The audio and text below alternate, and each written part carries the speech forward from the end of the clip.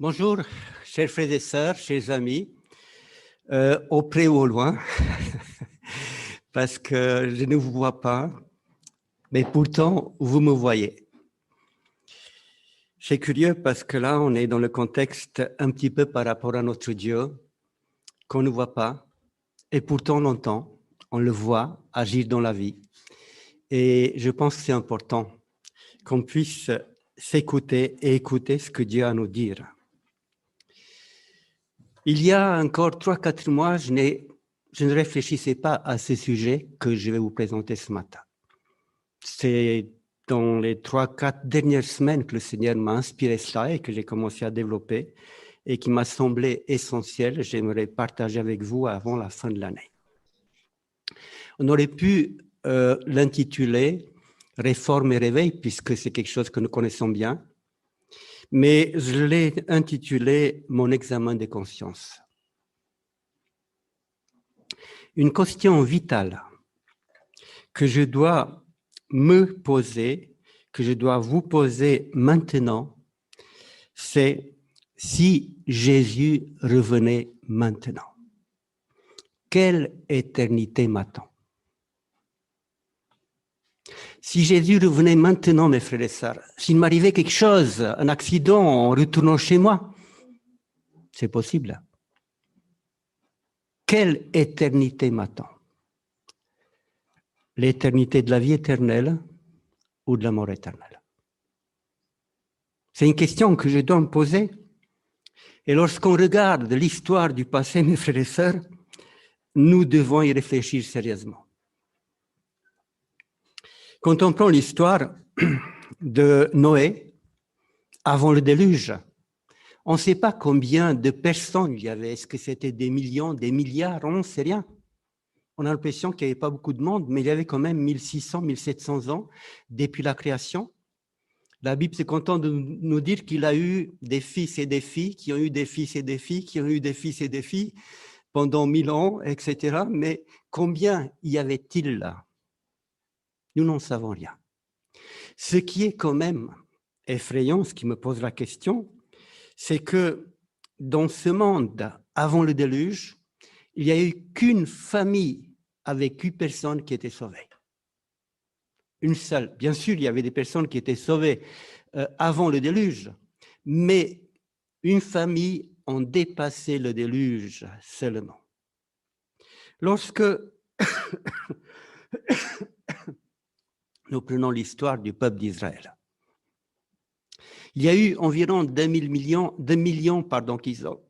qui sont sortis d'Égypte,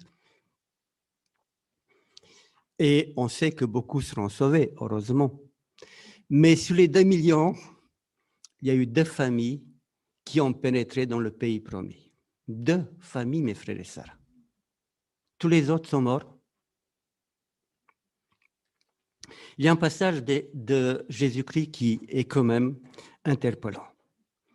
Il nous dit que quand le Fils de l'homme viendra, lorsque Jésus reviendra dans sa gloire,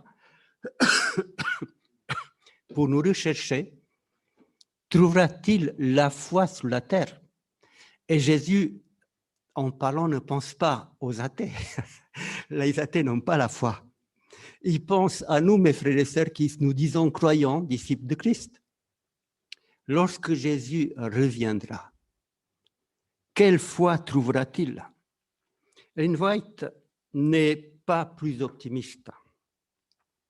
Dans le service chrétien en anglais, à la page 41, elle a dit ça en 1893, c'est un avertissement solennel que j'adresse à l'Église. Donc, elle parle à l'Église, elle nous parle.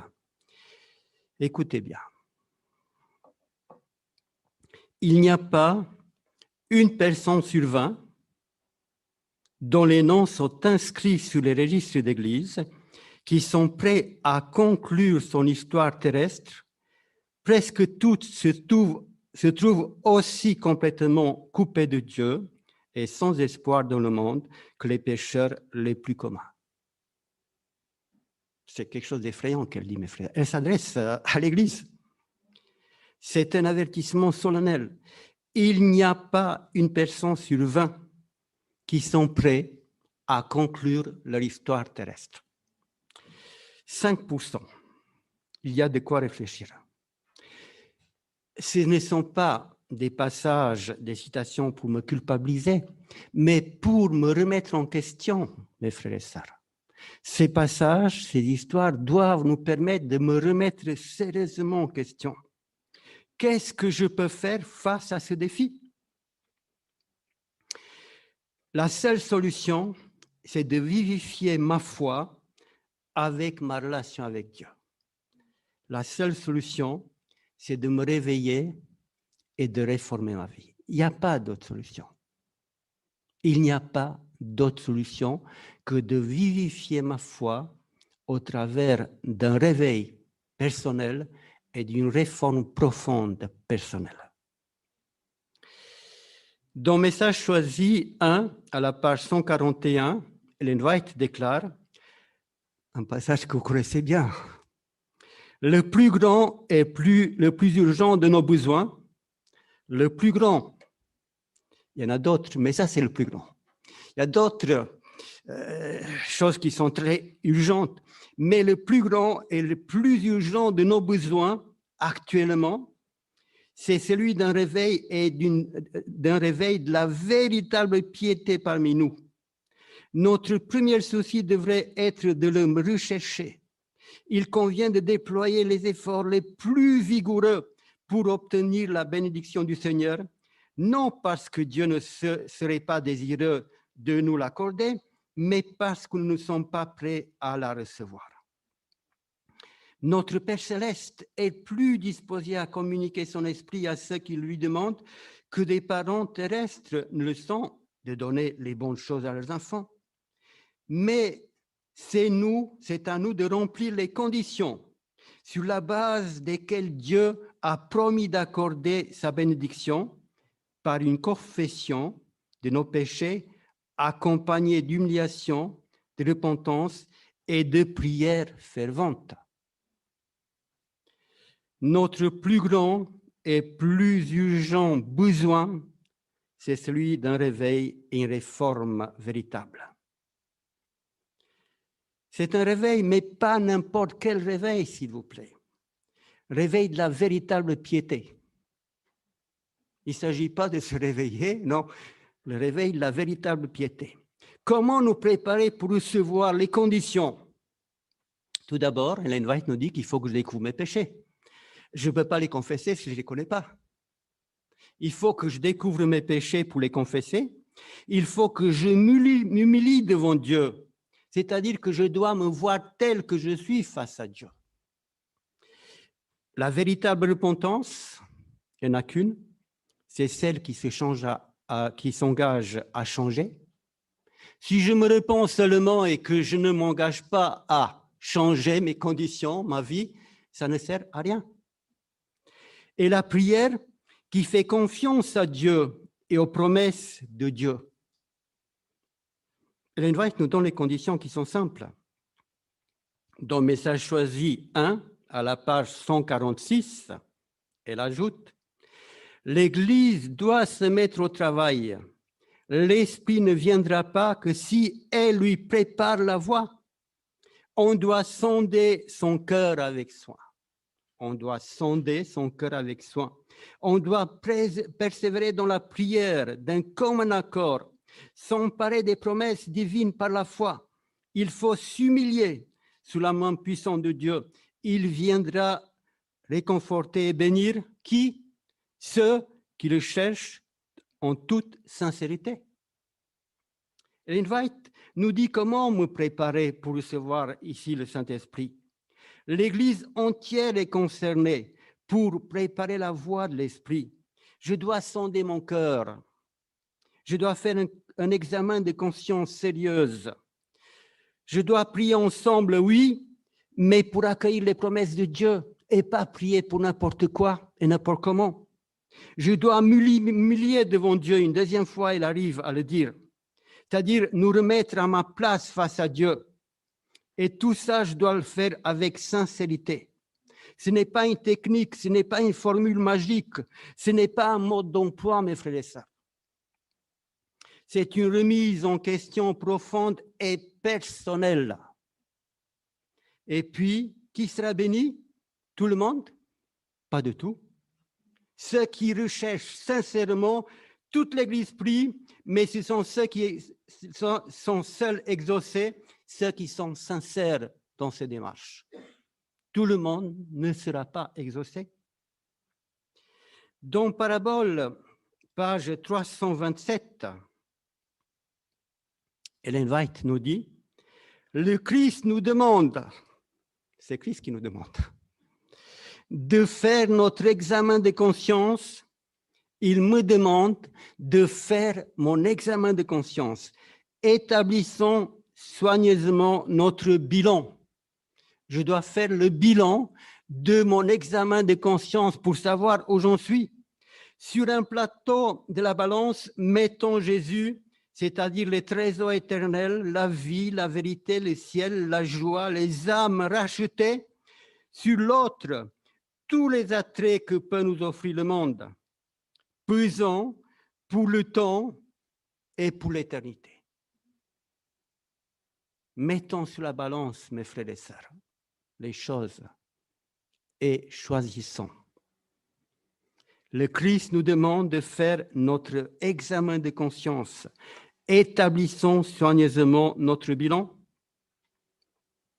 Voilà une année à peu près que nous sommes dans cette situation de virus qui nous oblige à changer nos habitudes. Et nous avons un mois avant la fin de cette année, 2020.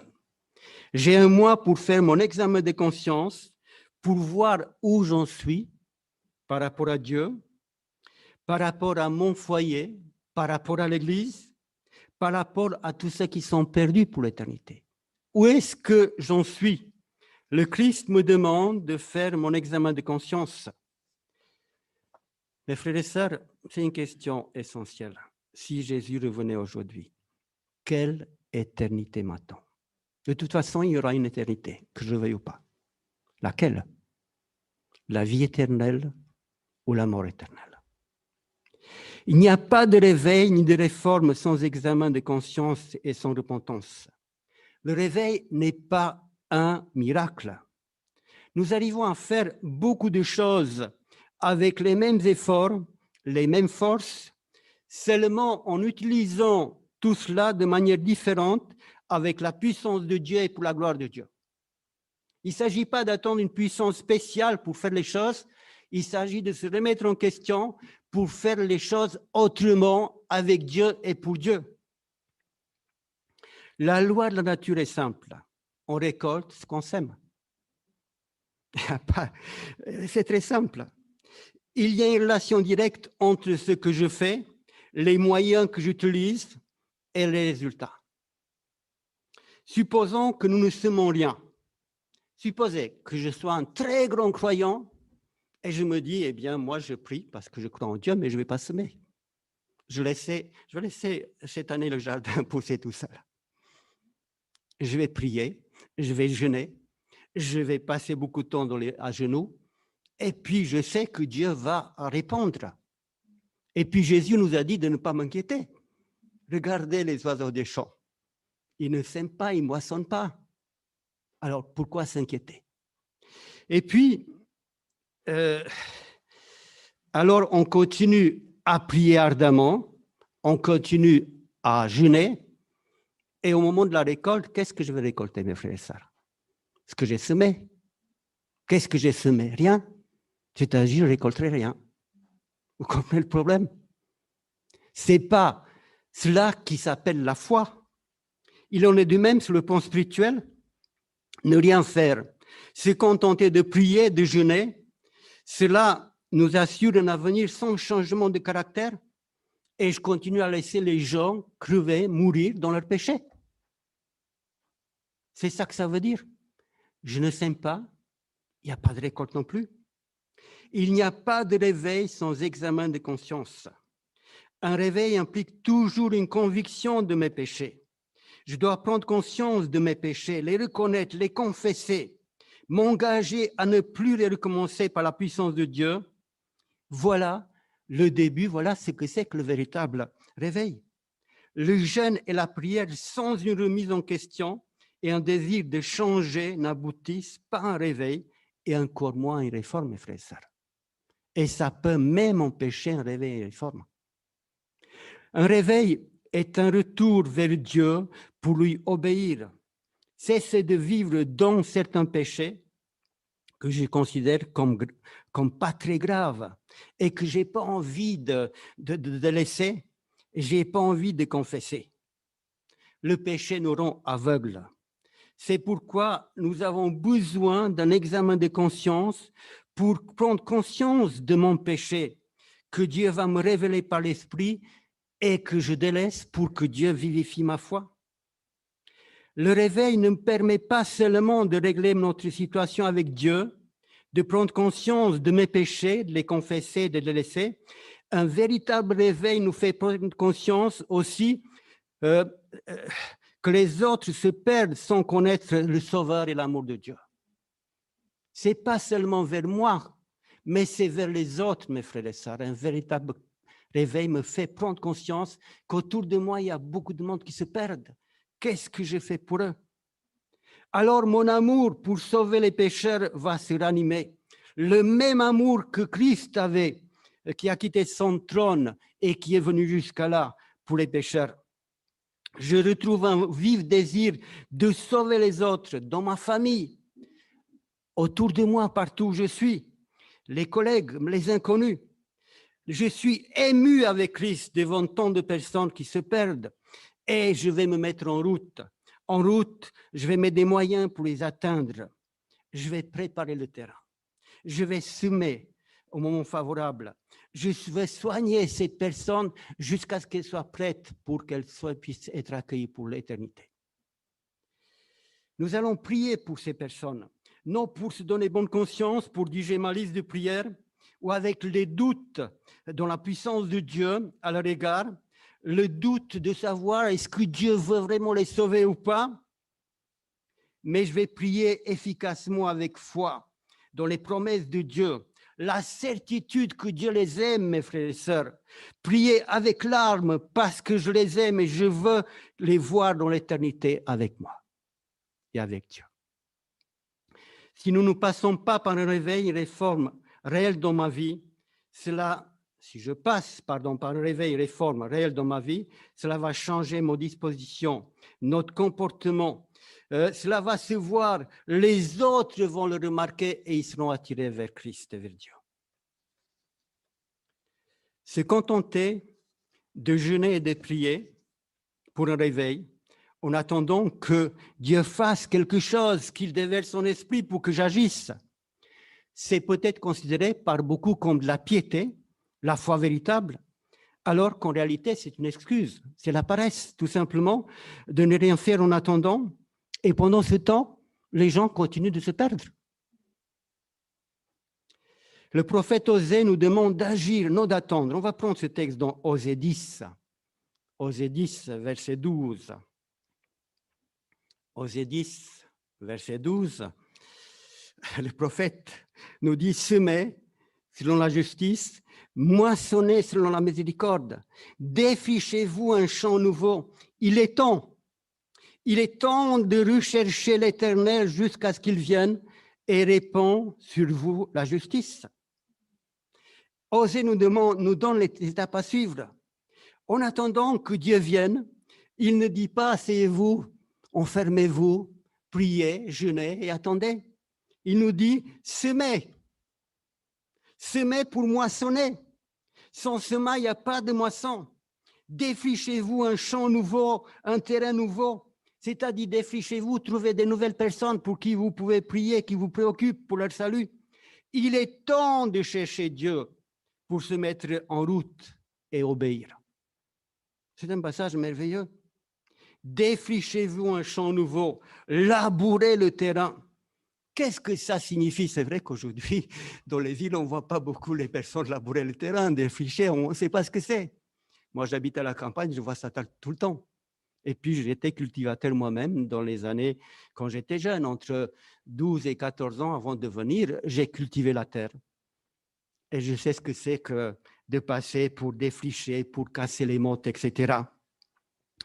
Labourer le terrain, c'est briser les mottes de terre. Le terrain est dur, on ne peut rien semer, même si vous semez, il n'y a rien qui pousse. On prépare le terrain pour recevoir la semence. Il suffit que la pluie arrive après et ça démarre. Sur le plan spirituel, cela signifie de briser mon cœur pour le préparer à porter le fruit de l'esprit en moi. Sur le plan spirituel, c'est de préparer les cœurs des incrédules pour recevoir la semence de Dieu, la parole, favorablement. Défrichez-vous un champ nouveau. Labourer un terrain, c'est préparer le terrain pour recevoir la semence. Donc, c'est préparer mon esprit et l'esprit des gens pour recevoir la parole de Dieu. Tant que notre cœur est endurci et desséché, Dieu ne peut pas produire le fruit en nous. Sa parole reste stérile, même si elle est là. Voilà pourquoi il faut labourer mon cœur, le briser, pour qu'il devienne capable de recevoir la semence ou la parole de Dieu qui produit le fruit. Dieu veut briser mon cœur de pierre, qui s'est endurci avec le temps par les péchés, l'indifférence à la parole de Dieu, les appels de l'esprit. Il veut me donner un cœur de chair disponible, qu'il écoute. Et pour labourer notre cœur, il est important de détourner nos regards du reste pour les diriger vers Dieu.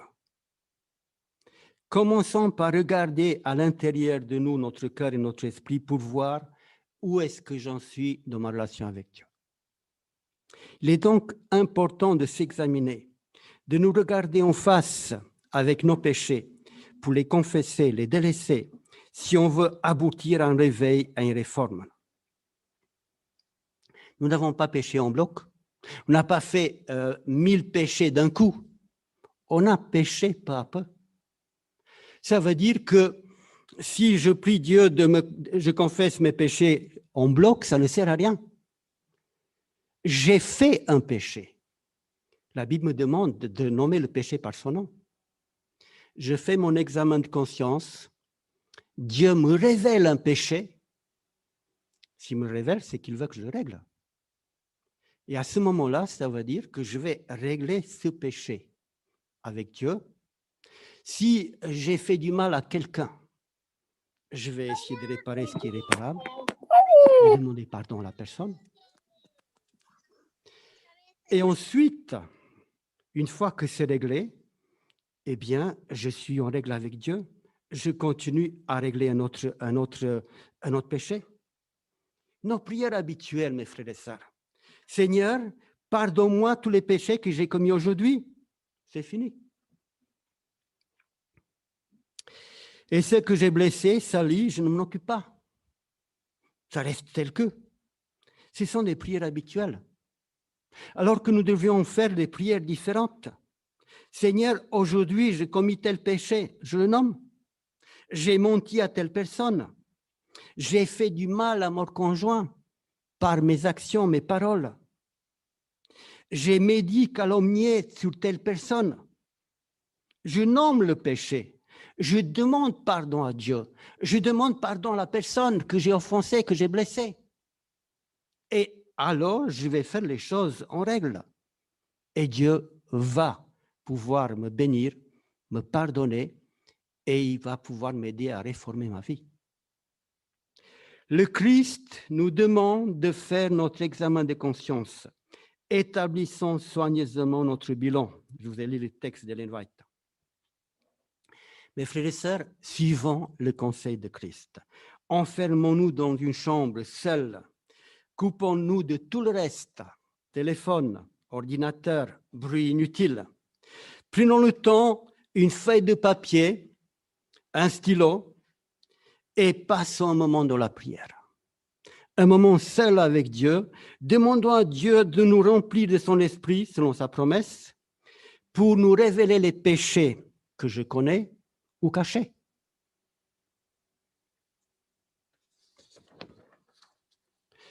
Nous allons lire des textes pour comprendre cela. Dans Luc 11, verset 13, c'est une promesse que Jésus nous fait. C'est une promesse que nous devions prendre au premier degré parce qu'elle est pour nous.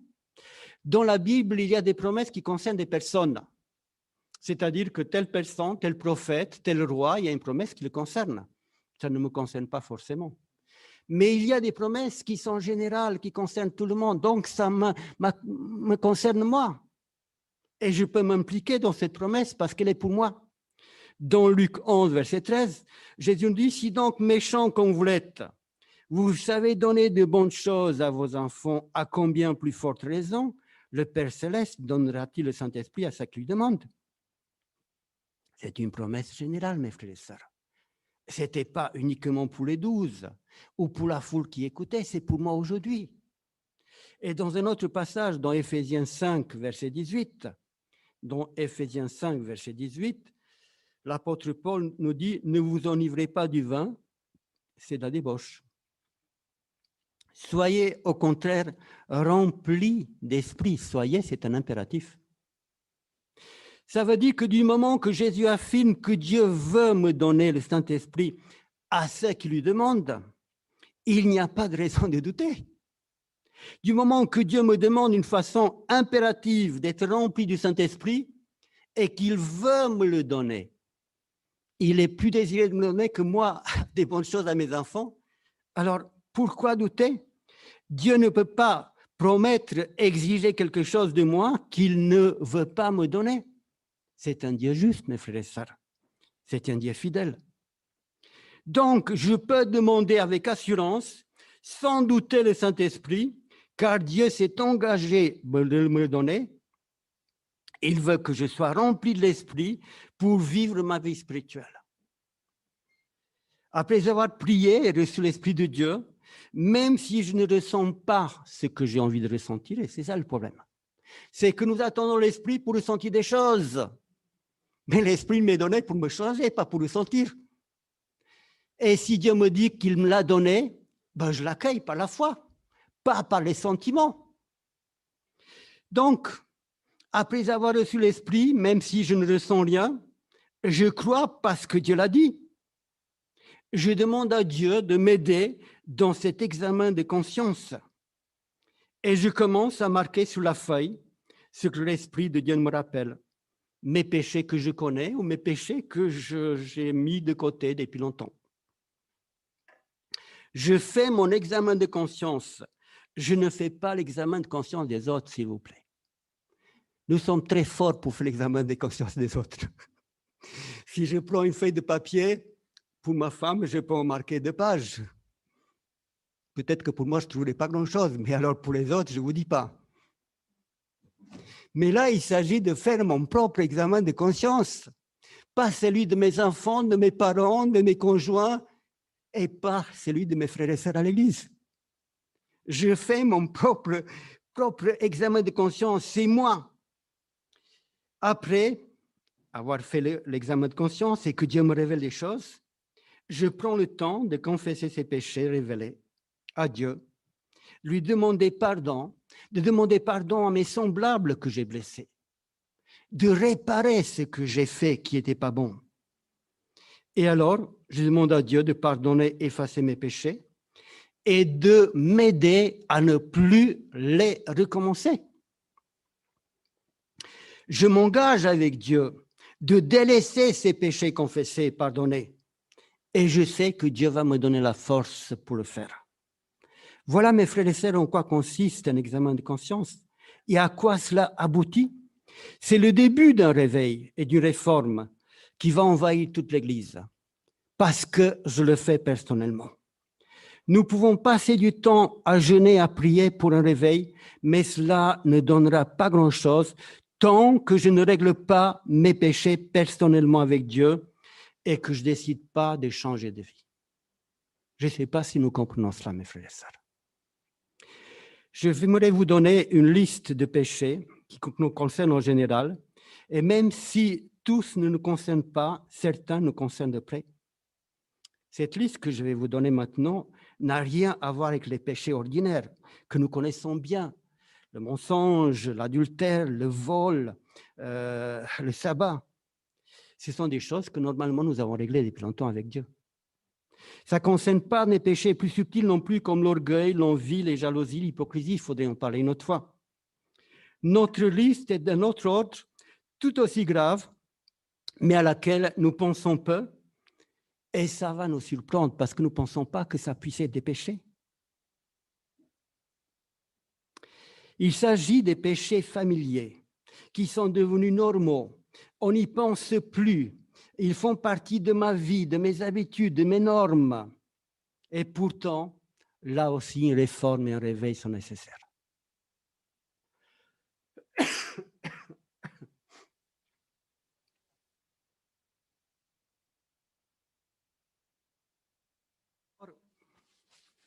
Quelques péchés envers Dieu. D'abord, un péché que j'appellerais, qui peut-être ne vous vient pas à l'esprit que c'est un péché, c'est l'ingratitude envers Dieu. L'ingratitude envers Dieu. Qui croirait que de ne pas remercier Dieu ou ses semblables pour ce que nous recevons, c'est un péché? Jamais de la vie. Ce que Dieu fait pour moi, c'est normal. Ce que ma femme fait pour moi, mon conjoint, c'est normal. Pourquoi s'user la salive de dire merci? C'est tout à fait naturel.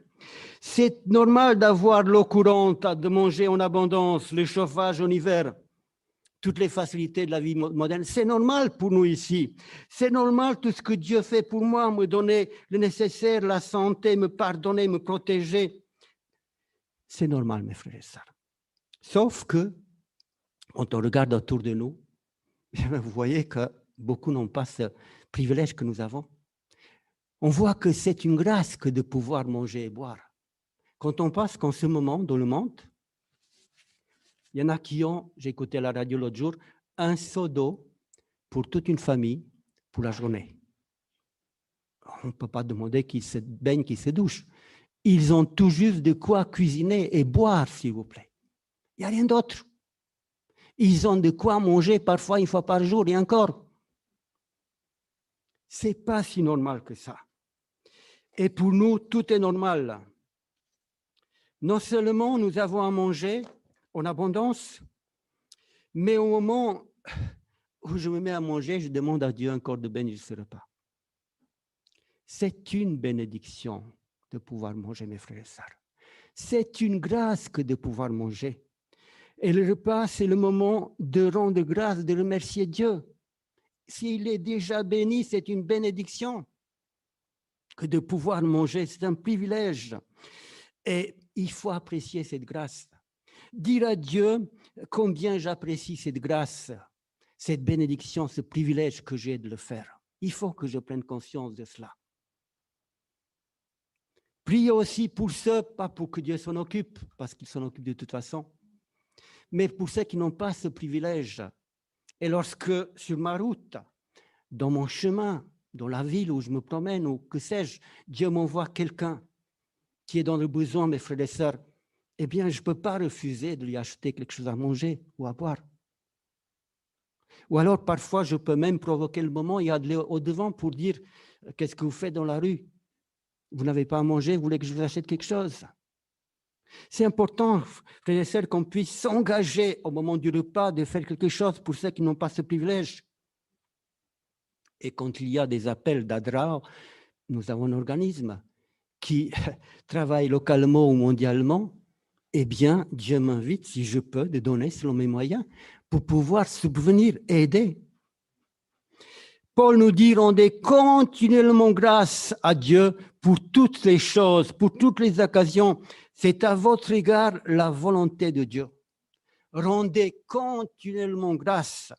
Notre vie devait être une vie pour dire, Seigneur, merci, je te rends grâce. Je suis heureux d'avoir ce privilège de te connaître et de voir que tu m'aimes et que tu me donnes toute ton abondance. Lui remercier. Demandez à Dieu de vous rappeler les grâces nombreuses que vous avez reçues pour lesquelles vous avez oublié de le remercier. Confessons nos péchés, remercions Dieu. Voyons notre reconnaissance, voyons que nous apprécions les grâces, Dieu va nous en donner encore en abondance davantage. Un deuxième péché que j'appellerais envers Dieu, c'est notre manque d'amour pour Dieu. Prenons le temps de ressentir la douleur que j'éprouverai si un être cher, un conjoint, un enfant, un parent, un ami cesse de manifester son amour. Et pensons à Dieu, à ce qu'il peut ressentir quand nous lui manquons d'amour que nous lui devons. Mes frères et sœurs, c'est le plus grand de tous les commandements. C'est le plus grand. Tu aimeras le Seigneur ton Dieu de tout ton cœur, de toute ton âme, de tes pensées, de tes forces. C'est le premier et le plus grand de tous les commandements. C'est bien de garder les 10 commandements, mais s'il n'y a pas d'amour, mes frères et sœurs, ça ne sert pas à grand-chose. D'abord, Dieu me demande de l'aimer de son amour, de l'aimer comme il m'a aimé. Il veut mettre en moi cet amour pour lui. Il a tellement fait pour moi. Lorsque je considère l'amour de Dieu, comment est-ce que je peux ne pas l'aimer et faire les choses automatiquement? Un autre péché que nous commettons couramment, c'est négliger la parole de Dieu, la Bible. Pensons à tous ceux qui sont morts pendant des siècles, mes frères et sœurs, pour que nous puissions avoir cette parole de Dieu aujourd'hui. Il y a eu des dizaines, des centaines qui sont morts pour que nous puissions avoir la parole de Dieu aujourd'hui. Et jamais comme aujourd'hui, la parole de Dieu n'a été aussi répandue. Répandue sur le papier, sur les écrans, nous l'avons. Et pourtant aussi négligée. Combien de temps par jour est-ce que je prends pour lire la parole de Dieu? C'est vrai que je lis beaucoup de choses qui parlent de Dieu et de sa parole. Mais combien de temps je prends pour lire la parole de Dieu? Confessons humblement que nous ne le faisons pas souvent et pas assez. Et demandons à Dieu pardon et engageons-nous, mes frères et sœurs, à pouvoir le faire un peu plus, même si c'est qu'un quart de 15 minutes par jour. C'est déjà bien de prendre ce temps avec Dieu le matin, le soir, plus encore si je peux. Comment est-ce que je peux croire que je vais aimer Dieu et sa parole pendant l'éternité, de passer en sa compagnie, alors que maintenant, je néglige cette communion avec mon Père céleste. La négligence de la prière, mes frères et sœurs, c'est un autre péché que nous commettons envers Dieu. Ellen White nous dit dans Parabole, à la page 117, « La prière n'est pas destinée à produire un changement dans les sentiments de Dieu, mais à nous mettre en harmonie avec Dieu. La prière est là pour nous mettre en harmonie avec lui. Lorsque nous lui adressons une demande, il peut juger utile que nous fassions tout d'abord notre examen de conscience et que nous nous repentions de notre péché. Examen de conscience, repentance. Mettons, frères et sœurs, les cas où j'ai négligé la prière secrète, en famille, à l'église. Les cas où j'ai demandé à Dieu, j'ai prié pour faire des choses qui sont contraires à sa volonté. Demandons pardon humblement. Il y a beaucoup de choses à dire sur la prière, je ne peux pas m'arrêter aujourd'hui. Et puis, un autre péché, mes frères et sœurs, envers Dieu, c'est le manque de foi dans les promesses de Dieu. Peut-être que nous estimons que ce n'est pas un péché. Lorsque nous avons une promesse de Dieu claire qui concerne chaque enfant de Dieu et que je n'y crois pas, j'agis comme un infidèle. Je doute.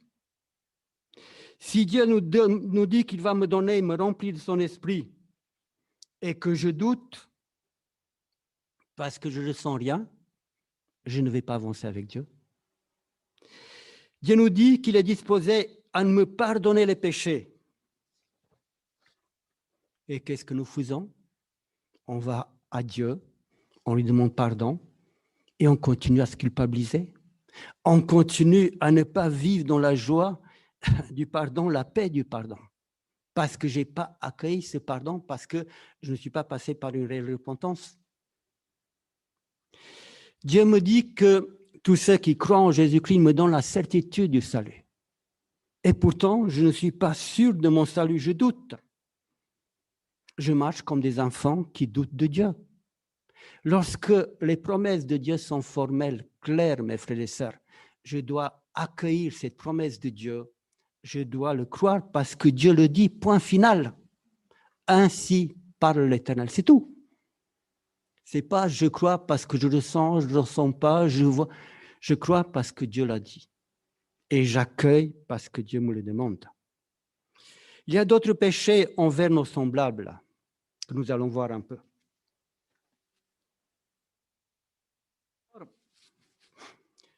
La négligence des devoirs de famille. Vous vous demandez probablement pourquoi mettre cela sur la liste.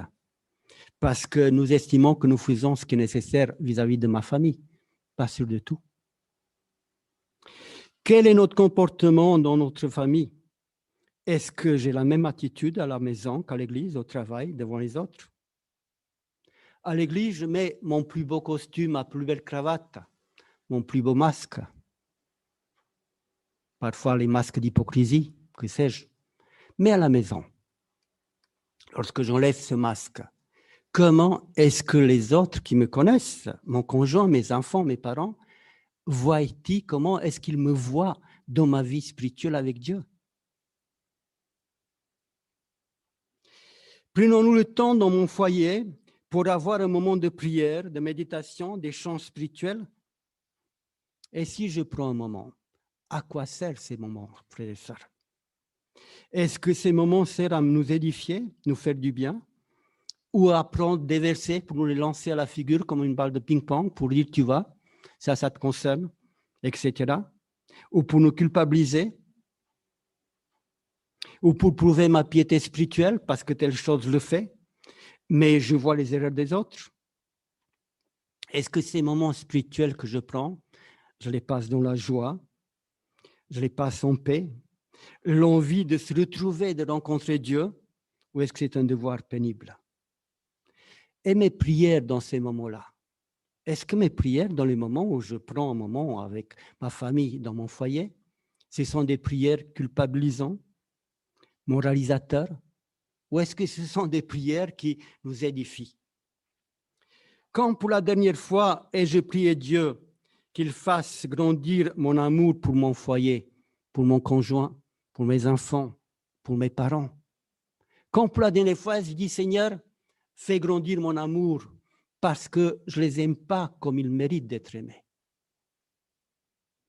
Faisons la liste de nos négligences, que Dieu nous rappelle, demandons pardon à Dieu et à notre foyer et engageons-nous à changer vis-à-vis de mes frères et sœurs. C'est souvent dans notre foyer que nous manifestons le moins de reconnaissance, que l'esprit du pardon nous manque, le désir de changer pour rendre l'autre plus heureux. Quand on aime vraiment quelqu'un dans mon foyer, je fais tout pour qu'il soit plus heureux, qu'il grandisse avec Dieu dans sa vie. Et puis il y a un autre péché, c'est la négligence de veiller sur mes frères et sœurs en Christ. Dieu nous demande dans sa parole de veiller sur nos frères et sœurs de façon qu'ils ne se privent pas de la grâce de Dieu. L'apôtre Paul nous demande de prier pour tous les saints, c'est-à-dire pour tous les croyants. Nous sommes heureux lorsque quelqu'un vient, se donne à Dieu et dans son cœur à Dieu. Mais qu'est-ce que je fais après pour l'aider à grandir avec Christ? Est-ce que je me préoccupe de leur salut? Est-ce que je prie pour eux? Est-ce que je leur montre l'exemple de ce que c'est que de vivre avec Dieu, moi qui ai accepté Christ depuis tant d'années? Et nos frères et sœurs âgés, mes frères et sœurs, qui ont permis que cette Église existe encore de nos jours, qu'est-ce que nous faisons pour les maintenir dans la foi? Nous faisons beaucoup pour les membres d'Église présents, et c'est nécessaire. On fait des réunions, on essaie de les maintenir en vie avec l'école du sabbat, les cultes, les réunions, et c'est nécessaire de le faire. Mais qu'est-ce que je fais pour les frères et sœurs âgés ou malades qui ne peuvent plus venir? Qu'est-ce que nous faisons? Qu'est-ce qui servirait à un homme, à un frère et sœur de se maintenir dans la foi toute sa vie, si Satan arrive à le faire décrocher à la fin de sa vie? Et ils ont besoin de nous, non seulement de nos prières, mais de notre présence. Actuellement, on se rend compte qu'un des plus grands problèmes, ce n'est pas tellement le virus, c'est la solitude. Les gens sont seuls et c'est terrible. Je me rappelle, dans les Vosges, quand j'étais pasteur, il y avait le frère aîné de l'église qui avait 95 ans. 94, 15, je le voyais venir à l'église encore. Je suis allé le voir plusieurs fois. C'était très riche de l'écouter, de l'entendre, de l'encourager, de le fortifier, parce que même à cet âge-là, ils ont des questions, leur foi voici, mes frères et sœurs. Et de leur montrer les promesses de Dieu, les encourager à continuer dans l'espérance. Pour cela aussi, mes frères et sœurs, Jésus nous dit que chaque fois que nous avons visité une personne âgée, un malade, c'est à lui que nous l'avons fait.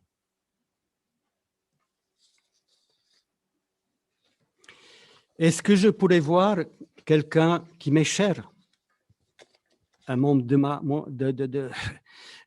mon foyer, qui se précipite dans le déshonneur, dans le vice, dans le feu, qui va sauter du 10e étage sans l'avertir, et je dis que je l'aime, mais je le laisse faire quand même ce qu'il veut parce qu'il est libre. Alors que dire de notre négligence à l'égard de nos frères et sœurs qui s'éloignent de Dieu, pour lesquels je ne fais pas grand-chose parce que je ne veux pas le déranger, et en attendant, il se perd quand même. Il y a un passage terrible qui m'a toujours fait réfléchir dans Lévitique 19, 17. C'est un passage terrible. Et qui m'a toujours fait réfléchir parce qu'il est toujours aussi vivant et interpellant. Dans Lévitique 19, 17, c'est un avertissement solennel que Dieu nous adresse. Tu ne haïras point ton frère dans ton cœur. Le mot est fort. Tu auras soin de reprendre ton prochain, mais tu ne t'échangeras point d'un péché à cause de lui. Dieu déclare ici, mes frères et sœurs, que ne pas s'occuper de mes frères et sœurs, les laisser se perdre, ce n'est pas seulement de manque d'amour, mais ça équivaut à de la haine. C'est terrifiant. Ne pas s'occuper des autres, les laisser se perdre. Il est temps, mes frères et sœurs, de nous réveiller de notre oubli, de notre négligence, de notre indifférence, insensibilité, insouciance, et de nous occuper non seulement de mon propre salut, mais du salut des autres.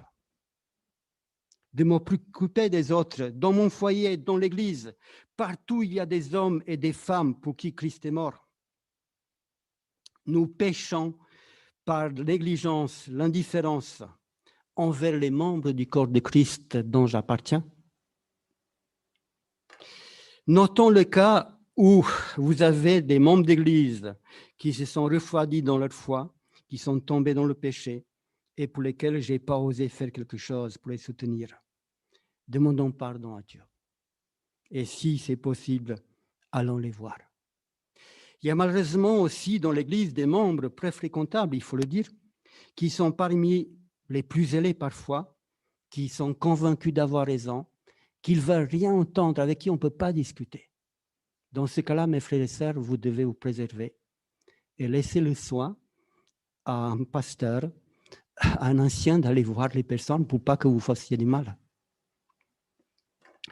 Paul déclare que votre parole soit toujours accompagnée de grâce, assaisonnée de sel, afin que vous sachiez comment il faut répondre à chacun. Et puis, il y a aussi quelque chose de terrible qui est un péché, c'est le manque d'amour pour le salut de nos semblables. Le manque d'amour pour le salut de nos semblables.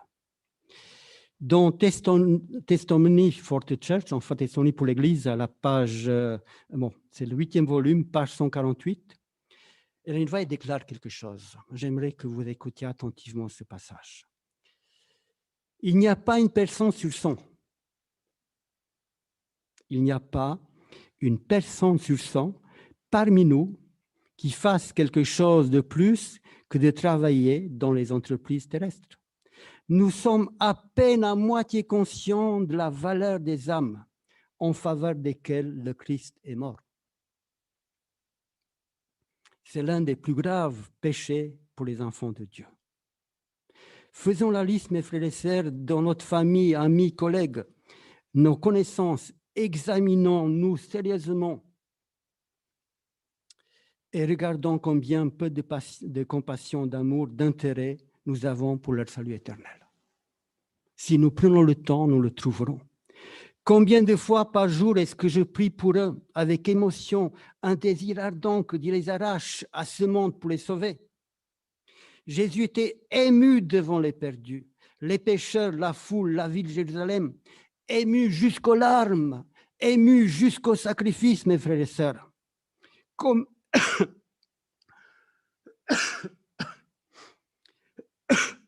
Combien peu nous semblons concernés par le salut des autres pour qui Jésus est mort?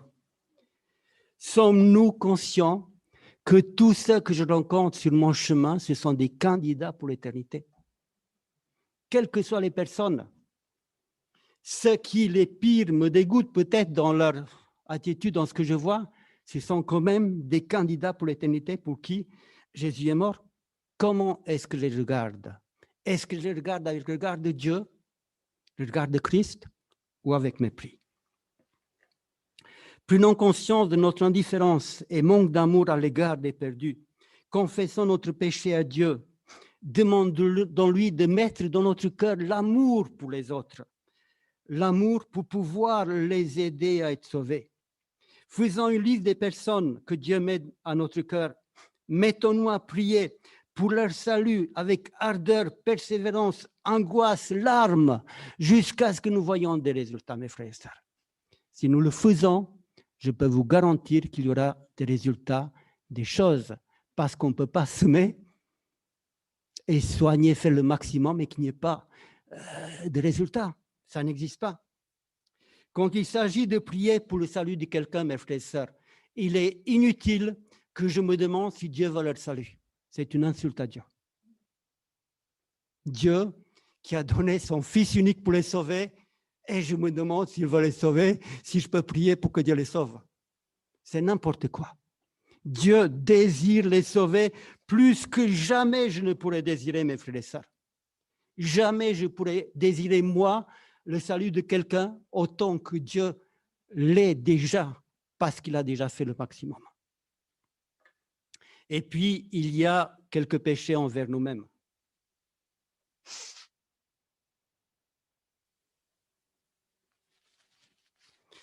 Le manque de vigilance envers nous, notre santé physique et spirituelle. Est-ce que je suis conscient que mon corps est le temple de Dieu et du Saint-Esprit? Qu'est-ce que ça signifie, mes frères et sœurs? Prier pour que Dieu me garde en santé, c'est s'engager à respecter les lois de Dieu, les lois de vie, les lois de santé. Où est-ce que nous en sommes dans notre façon de manger, de boire, de nous détendre sainement, de nous reposer dans notre vie physique, psychique, mentale et spirituelle? Est-ce que je fais beaucoup de sport, assis dans la voiture, des kilomètres, ou devant un écran qui me robotise pendant des heures, au lieu de marcher, de me faire du bien? Comment est-ce que nous nourrissons, nous, nos émotions et nos sentiments? Quelles sont les lectures, les films, les spectacles que nous regardons? Est-ce qu'ils sont remplis de sexe, de violence, de fiction, de sorcellerie, même pour les enfants? Quelle sorte de musique est-ce que j'écoute? Est-ce que j'écoute la musique qui me plaise, à mes goûts, qui me font plaisir, sans rechercher de savoir qui est derrière cette musique? Quel est l'objectif de ceux qui l'ont composée et pour qui? Comment est-ce que nous nourrissons notre esprit, notre vie spirituelle? C'est ça la question. Tout ce qui entre en nous par la bouche, les yeux, les oreilles, les émotions nous influencent et nous font devenir ce que je suis, mes frères et sœurs. Est-ce que nous sommes conscients? Tout, je dis bien tout ce qui entre en nous par la bouche, les yeux, les oreilles, nos émotions nous influencent et font que je suis ce que je suis. Nous devons faire attention. L'homme ne vivra pas de pain seulement. Malheureusement, tout ce que nous voyons, nous écoutons, nous font vivre. Faisons la liste honnêtement. Demandons-nous où nous en sommes, car nous péchons en introduisant dans le temple de Dieu n'importe quoi, et cela nous fait du mal et nous éloigne de Dieu. Et que dire, mes frères et sœurs, de nos dispositions mondaines? Pour la mode, la musique, les spectacles, les appareils, les derniers à la mode. Combien de fois passons-nous plus de temps à nous habiller, à nous farder pour venir à l'église que pour préparer notre cœur pour Dieu? C'est une question sérieuse. Combien de temps je passe pour me préparer, pour paraître bien devant les frères et sœurs, et mon cœur n'est pas prêt pour rencontrer Dieu. Et pourtant, je viens dans le temple de Dieu et je ne suis pas prêt. Notre légèreté envers Dieu, mes frères et sœurs, on aborde ce Dieu glorieux dans nos rapports, dans l'adoration, la louange, de façon que je n'oserais pas aborder si je suis invité par le maire ou le président, avec beaucoup de légèreté. Et puis, un autre péché, malheureusement, qui nous concerne tous, c'est le manque de renoncement et de consécration. Il y a beaucoup parmi nous qui sont disponibles à faire beaucoup de choses pour Dieu dans l'Église, tant qu'ils ne doivent pas renoncer à quelque chose qu'ils aiment. Il n'y a pas de problème. Je peux faire un tas de choses à condition que je ne renonce pas à quelque chose qui me tient à cœur. Mais Jésus me demande de renoncer pour le suivre. Et tant que je n'ai pas renoncé, je ne le suis pas, ou je le suis de loin. Tant que nous ne sommes pas prêts à renoncer à une chose bonne ou mauvaise pour nous engager et consacrer entièrement à Christ, nous ne le suivons pas réellement, mes frères et sœurs. Prenons le temps de marquer ce que l'Esprit nous révèle sur les choses auxquelles nous tenons et qu'on a du mal à délaisser pour suivre Jésus pleinement. Et aussi examinons pour savoir pourquoi je tiens tellement à cette chose qui m'empêche de suivre pleinement le Christ. Tout ce temps passé pour un examen de conscience serait inutile si je ne suis pas déterminé de confesser mes péchés à Dieu, de les délaisser et de réparer ce que je peux réparer et de demander pardon à qui? Déterminé de corriger mes défauts, mon caractère et ma conduite pour ressembler de plus en plus à Christ. Si je ne suis pas déterminé pour ça, mes frères et sœurs, je peux jeûner, je peux prier, je peux lire la Bible, je peux faire tout ce que je veux. Ça ne servira pas à grand-chose. Je ne pourrai jamais être aussi parfait qu'un pharisien qui lisait la parole de Dieu, qui la méditait peut-être 10 heures par jour, qui était fidèle dans la moindre détail, qui était fidèle dans la dîme, les offrandes même de... Nous ne pourrons jamais les dépasser. Et pourtant, ils n'ont rien compris. L'amour de Dieu. Il n'y avait pas de relation avec Dieu. Et ils ne se remettaient jamais en question. Je te rends grâce, Seigneur, parce que moi, je ne suis pas comme ces pauvres types qui sont là autour de moi. Moi, je jeûne, je donne la dîme, je viens à l'église, je garde la loi. Et Jésus nous dit, je ne peux rien faire pour toi. Désolé. Il est sorti du temple comme il est venu. Et ça fait des années qu'il vient, qu'il va, comme une porte. Et il est perdu. Dieu ne fera pas de miracle dans ma vie si je ne m'engage pas de mon côté pour faire ma part. Alors tu me révèles ce qu'il y a à faire. Cet examen de conscience que vous commencez maintenant, pendant ce mois, avant la fin de l'année, n'est que le début. Il faudra que je revienne souvent. Et le plus souvent, c'est le mieux avant que de nouvelles habitudes s'installent, mes frères et sœurs. Si nous le voulons, Dieu s'engage de nous aider dans ce processus de changement, à éliminer les péchés peu à peu et définitivement de notre vie. Mes frères et sœurs, mes amis, le temps presse. Le temps presse, n'hésitons plus, décidons maintenant de commencer cet examen de conscience par un véritable réveil et réforme dans notre vie. Dans le livre évangélisé, à la page 45, Ellen White nous dit « Une scène fort impressionnante est passée devant moi dans la vision de la nuit. J'ai vu une immense boule de feu tomber au milieu d'un groupe de belles maisons et les détruire instantanément. Quelqu'un dit alors « Nous savions que les jugements divins allaient visiter la terre, mais nous ne pensions pas que ce serait si tôt. » Nous le savons. Nous le savons, mais le Maître tarde à venir. Nous ne pensions pas que c'était aussi imminent. D'autres épouvantés disaient, vous savez ces choses et vous n'avez rien dit. Nous les ignorons. Nous savons ces choses. Seulement, nous ne pensions pas que ce serait si tôt. Mes frères et sœurs, nous n'avons plus le temps. Le temps presse. C'est aujourd'hui. Nous attendons tous la fin de l'épidémie pour retrouver les habitudes. Les jeunes attendent la fin de l'épidémie pour retrouver leur vie d'avant, les discothèques, les lieux de défoulement, les plaisirs de perdition. Daniel m'a montré juste quelques instants ce qui se passe en Chine après le déconfinement. C'est le défoulement général des enfants, des jeunes. Ils ont complètement oublié ce qui s'est passé. Il est normal que les patrons attendent la fin du virus pour pouvoir travailler. C'est dur pour certains, sans compter que beaucoup ont dû fermer leur usine avec des chômeurs. Il est normal, il est vital que les chômeurs, les jeunes retrouvent du travail rapidement. Il y a des drames en ce moment, mes frères et sœurs. Il y a la solitude qui pèse pour beaucoup.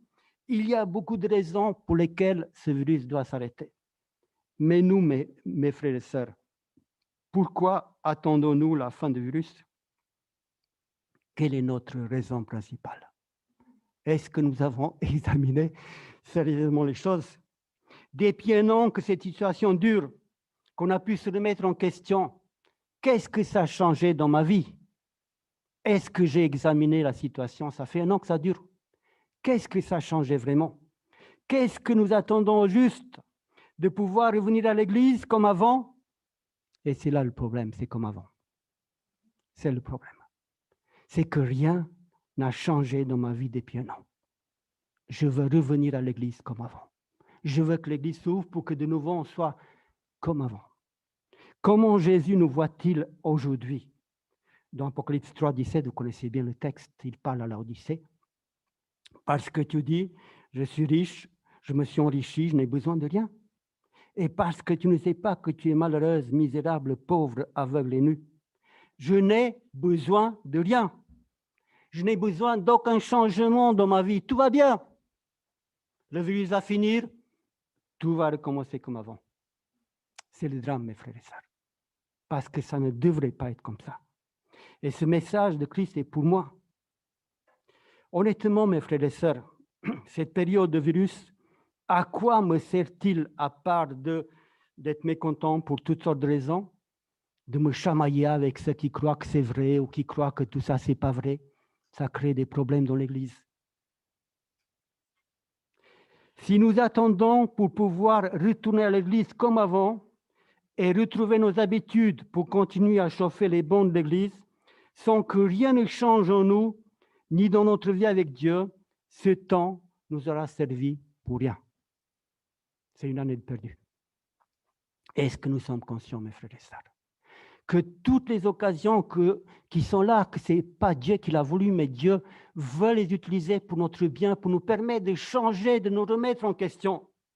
C'est pourquoi ce mois de décembre, avant la fin de l'année, est essentiel pour que je puisse faire mon examen de conscience et demander à Dieu de me changer, commencer à changer, pour ne plus revenir à l'Église comme avant. Les personnes qui ont rencontré et accepté Jésus, mes frères et sœurs, que ce soit au temps de Jésus, pendant des siècles aujourd'hui, ne sont pas restés comme avant. Quand quelqu'un vous raconte comment il a rencontré Jésus, ce qu'il est devenu depuis, il n'est pas resté comme avant. Ce n'est pas possible. Comment pouvons-nous croire que tout va être comme avant? Chaque occasion que Dieu nous donne doit nous aider à changer dans ma vie. Dans l'Évangélisé, à la page 622, Ellen White déclare, écoutez bien, après l'ascension de Christ, rappelez-vous ce qui s'est passé. Une fois que Jésus est mort, les disciples sont retournés au travail comme avant. Vous ne vous rappelez pas? Jésus était mort, tout l'espoir était fini. Pierre a retourné à son travail d'avant, pêcheur, et les autres l'ont suivi. Ils ont retrouvé leur vie d'avant. Et il a fallu que Jésus leur rappelle que ce n'est plus possible d'être comme avant, parce que quelque chose s'est passé. Après l'ascension de Christ, les disciples étaient assemblés dans un même lieu pour adresser à Dieu d'humbles requêtes. Écoutez bien. Après 10 jours, durant lesquels ils sondaient leur cœur, ils firent leur examen de conscience. Vous entendez bien? Ils ont sondé leur cœur, ils ont fait leur examen de conscience. La voie était libre pour que le Saint-Esprit entre dans le temple de leur âme, purifie et consacre. Tous les cœurs furent remplis du Saint-Esprit, comme si Dieu voulait offrir à son peuple les plus précieuses bénédictions. Après 10 jours, ils sondèrent leur cœur et firent leur examen de conscience. Mes frères et sœurs, voilà ce qui s'est passé. Voilà pourquoi les choses sont passées pour eux de telle façon que Dieu a pu les remplir, parce qu'ils ont pris le temps. Malheureusement, la Bible nous raconte l'histoire des hommes et des femmes qui ont rencontré Dieu et pour qui rien ne s'est changé. La Bible nous raconte l'histoire d'un homme qui, depuis sa jeunesse, a appris à observer toutes les lois de Dieu. Il a observé les 10 commandements. Il a observé les lois cérémonielles. Il a fréquenté le temple. Il donnait la dîme. Il a tout fait. Et ce jeune homme, fièrement, il dit à Jésus, « J'ai observé tout cela depuis ma jeunesse. Tout est parfait. J'ai rien à me reprocher. Que faut-il de plus ?» Jésus lui dit, « Il te manque une chose. Te détacher de ce qui compte pour toi plus que Dieu. » C'est simple. Il te manque une chose, c'est que tu cherches dans ta vie ce à quoi tu tiens plus qu'à Dieu. Bien, bonne ou mauvaise, ça ne change pas. S'il y a une chose dans ta vie pour laquelle tu tiens plus que Dieu, tu es perdu. Il te manque une chose. Et il y avait un problème. Il est parti tout triste, car il aimait plus ses biens que Dieu. Il aurait pu aimer autre chose plus que Dieu. Mes frères et sœurs, ma prière pour nous tous, c'est que pendant ce mois, nous prenions le temps pour nous examiner sérieusement, reconnaissons et confessons nos péchés, réparons ce qui est possible, pour préparer la voie à l'Esprit qui viendra nous purifier, changer et consacrer à Dieu. Ce message, mes frères et sœurs, vous qui m'écoutez là où vous êtes, que vous venez d'entendre, est pour moi, il est pour toi. Il n'est pas pour les autres qui sont autour de vous en ce moment. Ne les regardez pas. Que vous soyez ici dans l'église ou chez vous, s'il y a d'autres personnes autour de vous, ne les regardez pas. Ce message est pour toi personnellement. C'est à moi, c'est à toi qui écoutes ce message que Dieu s'adresse en ce moment. Et Dieu me demande, il te demande de prendre ce temps avant la fin de l'année pour faire l'examen de conscience.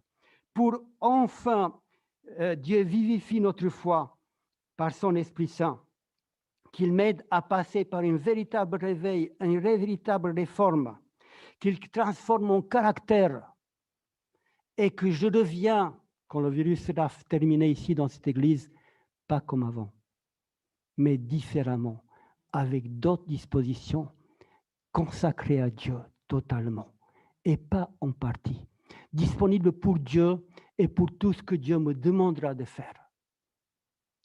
Si Jésus revenait maintenant, mes frères et sœurs, quelle éternité m'attend? Posons-nous la question sérieusement.